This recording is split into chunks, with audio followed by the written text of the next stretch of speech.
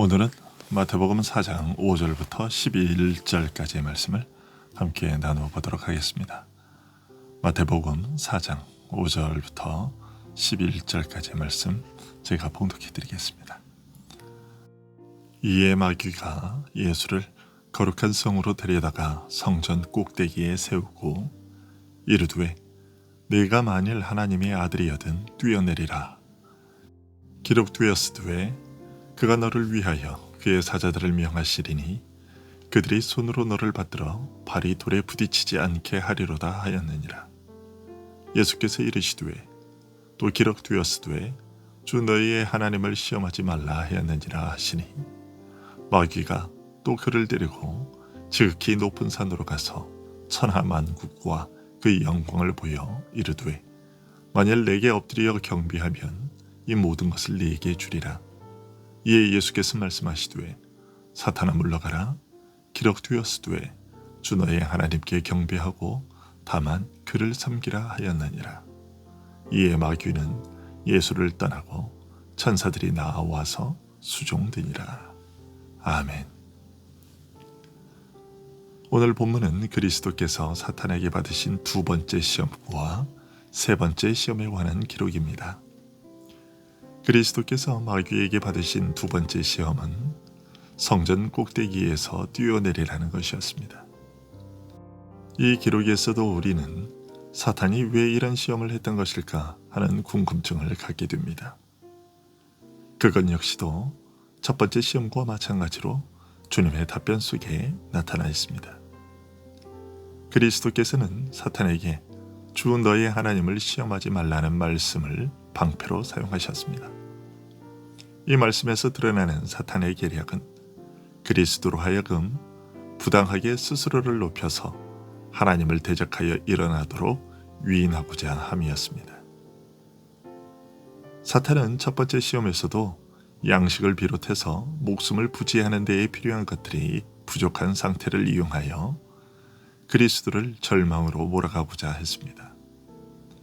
그런데 이 두 번째 시험에서는 그리스도를 어리석고 헛된 자만에 빠뜨리고자 했습니다. 그리하여 그리스도에게 모든 제한들을 뛰어넘어 자신의 수중에 있는 능력들을 마음껏 활용하여 꼭 필요한 경우가 아님에도 명백한 위험 속으로 자기 자신을 내던지도록 부추겼습니다. 우리에게 있는 것이 아무것도 없어서 압박감을 느낄 때가 있죠. 그럴 때 우리가 낙심하는 것이 아니라 하나님을 의뢰하는 것이 합당하듯이 우리는 의기양양해야 하거나 하나님이 우리에게 허락하신 것보다 더 높이 올라가서도 안 됩니다. 오늘 본문에서 확인되듯이 사탄의 의도는 그리스도로 하여금 자신의 신성을 한번 시험해보고 어리석고 악한 무모함으로 하나님을 대적하여 일어나도록 부추기는 것이었습니다. 우리는 이런 사탄의 계략을 잊지 말아야겠습니다. 그리고 우리는 사탄이 그리스도를 시험할 때 하나님의 말씀을 사용한 것을 보게 됩니다.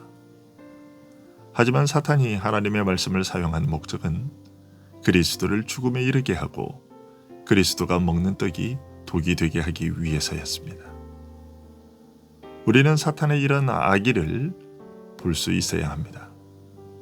사탄은 오늘날에도 동일한 계략을 계속해서 사용하는데요. 모든 경건한 자들의 모델이 되시는 하나님의 아들이 자신의 몸으로 친히 이 시험을 겪으시기로 작정하셨던 이유는 모든 경건한 자들이 성경을 잘못 적용함으로 인해 사탄의 올무에 걸려드는 일이 없도록 끊임없이 조심하고 주의하게 하시기 위한 것이었습니다. 하나님이 우리의 대적에게 그런 시험을 할 수 있도록 허가하신 것은 우리로 하여금 나태하고 안일한 상태에 머물러 있지 않고 더욱 정신을 차려서 깨어있게 하시기 위한 것이었음을 우리는 명심해야 하겠습니다. 하지만 사탄이 성경을 이용해서 그리스도를 공격하고 경건한 자들을 잘못된 길로 들어서게 하려 한다고 해서 성경을 보지 않으려 하는 것도 역시 어리석은 태도인데 이런 태도도 우리가 주의해야 할 것입니다. 비록 사탄이 우리를 멸망시키기 위해 하나님의 말씀을 악용하고 왜곡하지만 성경은 우리의 구원을 위해 하나님에 의해 준비된 것이기 때문에 만약 성경을 가까이 하지 않는 우리의 나태함으로 인해 하나님의 말씀에 그 구원하는 능력이 나에게 발휘될 기회를 빼앗긴다면 그것이야말로 사탄이 가장 바라던 바대로 이루어지는 것이고 사탄의 목적이 이루어지는 것임을 알아야 할 것입니다. 하지만 이와 같은 것을 아는 것도 중요하지만요.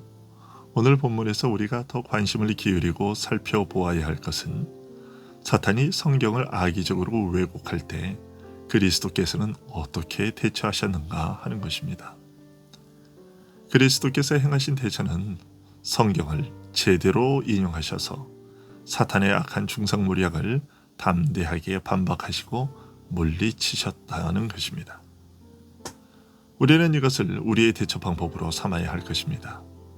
즉, 사탄이 성경을 인용해서 자신의 속임수를 은폐하고 불경건한 자들이 성경을 인용해서 우리의 신앙을 파괴하고자 할 때에 우리는 오로지 성경으로부터 우리의 무기를 가져와서 우리의 신앙을 지키고 보호해야 한다는 것입니다.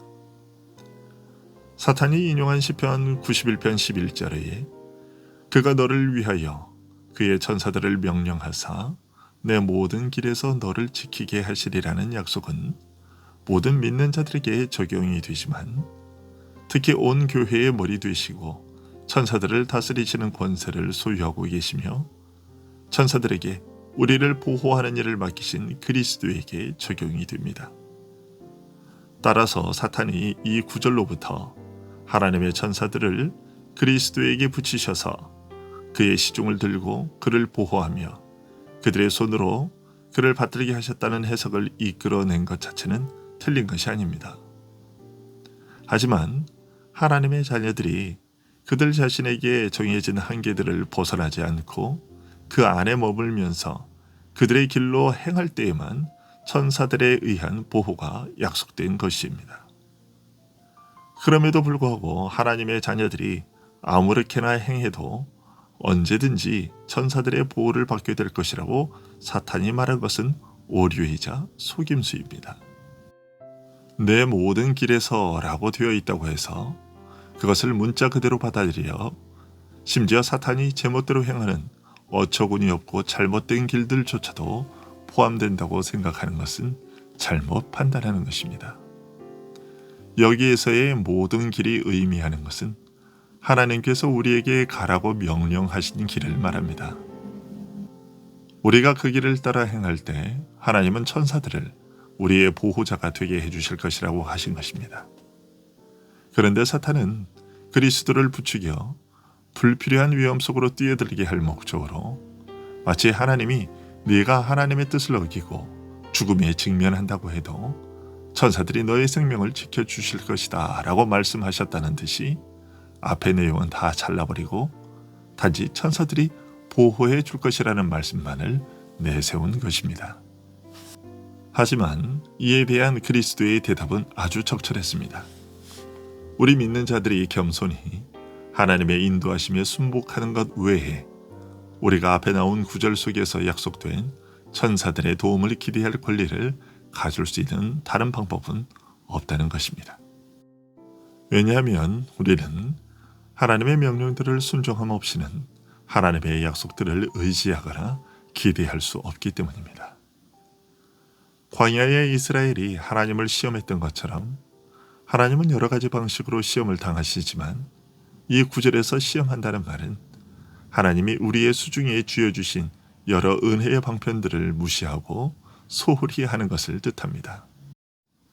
하나님이 권하시는 그런 방편들을 도외시하고 하나님의 능력과 권능을 시험해 보고자 하는 자들은 마치 어떤 사람의 팔과 손을 다 자른 후에 그에게 일하라고 지시하는 것과 마찬가지로 어처구니 없는 행동입니다.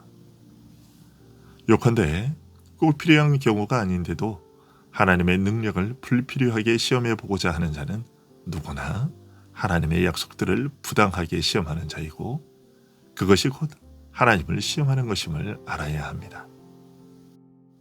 이렇게 두 번째 시험으로도 그리스도를 무너뜨리지 못한 사탄은 이제 세 번째로 그리스도를 무너뜨리기 위한 시도를 합니다. 이번에는 그리스도를 지극히 높은 산으로 데리고 가서 자신에게 엎드려 경배하면 천하 만국과 그 영광을 주겠다고 했습니다. 이것은 그리스도로 하여금 하나님이 자기 자녀들에게 약속하신 기업을 하나님으로부터가 아니라 다른 방식으로 얻고자 하시도록 부추긴 것이었습니다. 그리고 여기에는 하나님에게서 세계에 대한 통치권을 빼앗아 자신의 것이라고 주장하는 마귀의 오만 방자함이 잘 드러나 있습니다. 마귀는 이 모든 것은 나의 것이기 때문에 오직 나를 통해서만 얻을 수 있다고 말한 것입니다. 우리는 매일 이와 동일한 사탄의 속임수와 싸우지 않으면 안 됩니다. 왜냐하면 모든 믿는 자는 자기 자신 속에서 이런 사탄의 속임수를 느끼며 살아가고, 이런 속임수는 특별히 불경건한 자들의 삶 속에 한층 더 분명하게 보여지기 때문입니다. 우리는 우리에게 필요한 것들과 도우심과 위로가 모두 다 하나님의 축복에 달려있다는 것을 확신합니다. 하지만 우리의 감각들은 마치 하나님 한 분만으로는 충분하지 않다는 듯이 우리로 하여금 사탄으로부터 도움을 구하도록 유혹하고 미혹합니다. 실질적으로 상당수의 사람들이 사는 모습을 보면 세계를 다스리시는 하나님의 능력과 권위를 믿지 않고 모든 좋은 것은 사탄이 준다고 생각하는 것처럼 보입니다. 악한 계략들을 꾸미고 도둑질을 하며 사기를 치면서 살아가는 사람들이 있는데요. 그것은 그들이 하나님께 속한 것, 즉 자기가 기뻐하시는 자들에게 복 주셔서 부유하게 하시는 하나님의 능력을 사탄의 것으로 생각하기 때문이 아니면 대체 무엇이겠습니까? 그들이 입으로는 오늘 우리에게 일용할 양식을 주시옵고 라고 하나님께 기도하지만 그것은 단지 빈말에 불과할 뿐인 것입니다. 왜냐하면 그들은 행동으로는 사탄이 이 세상에서 온갖 불을 나누어 주는 자라고 말하고 있는 것이기 때문입니다. 이러한 사탄의 시험에 그리스도께서는 사탄아 물러가라고 하셨습니다. 그리고 이번에도 성경을 방패로 사용하셨습니다. 그리스도는 오직 하나님만을 경배하고 예배하여야 한다는 신명기 6장 13절의 말씀을 인용하셨습니다. 이 구절의 구체적인 적용과 그 배경을 살펴보면 하나님만을 경배하라고 하신 의도가 무엇이고 그렇게 하는 것이 어떤 것인지를 알게 됩니다. 주님은 이 말씀을 통해 우리에게 하나님을 경배하고 예배하는 것은 겉으로 드러나는 것뿐만 아니라 눈에 보이지 않는 내면적인 실질에 더 주목해야 한다는 것을 알려주고 계십니다.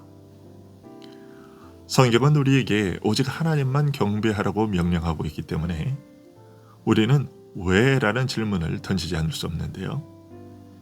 사람이 하나님만이 누리셔야 할 영광을 피조물들에게 돌린다면 그것은 하나님께 대한 예배를 더럽히는 악한 짓이기 때문에 하나님께서 그리 명하신 것입니다. 하나님은 자신이 모든 선한 것들의 유일한 원천으로 인정받기를 원하십니다. 그런데 우리가 그러한 것들을 피조물들에게서 구한다면 바로 우리가 하나님께 대한 예배를 더럽히는 짓을 하고 있는 것입니다. 또한 반대로 행하는 것도 주의해야 합니다. 즉, 신앙은 영적인 것이라 하여 내면만 하나님을 향하여 서 있다면 굳이 외적으로 그것을 다 표현하지 않아도 괜찮다고 생각해서는 안 된다는 것입니다. 물론 신앙의 실질적인 것은 내면입니다. 하지만 그 내면의 신앙이 정말이라면, 그것이 진실되다면 그것은 또한 반드시 외적으로도 시인되어야 하고 표현되어야 합니다.